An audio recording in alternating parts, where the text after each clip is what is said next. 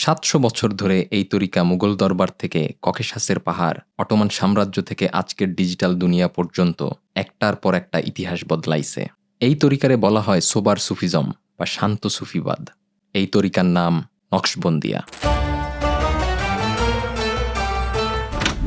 এই তরিকার আরেকটা অদ্ভুত বৈশিষ্ট্য হইল সিলসিলা। অধিকাংশ সুফি তরিকার সিলসিলা হযরত আলী রাদিয়াল্লাহু তাআলা আনহু-এর মাধ্যমে নবীজি সাল্লাল্লাহু আলাইহি ওয়াসাল্লাম পর্যন্ত যায়।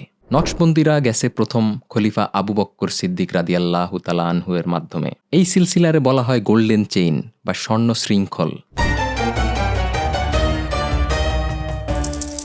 এই ঘটনার পর নকশবন্দি তরিকায় যুক্ত হইল একটা নতুন পরিচয়, মুজাদ্দেদিয়া।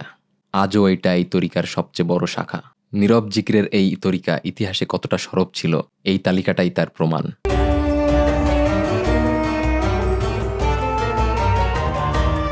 মুঘলদের নীতি বদলাইছে, রুশ এম্পায়ারের বিরুদ্ধে দাঁড়াইছে, তুরস্কে সরকার বদলাইছে, ডিজিটাল দুনিয়ায় লাখো মানুষ খুঁজে পাইতেছে আধ্যাত্মিক শিকড়। আর এই পুরাটাই ঘটছে কোনো উচ্চস্বর ছাড়া।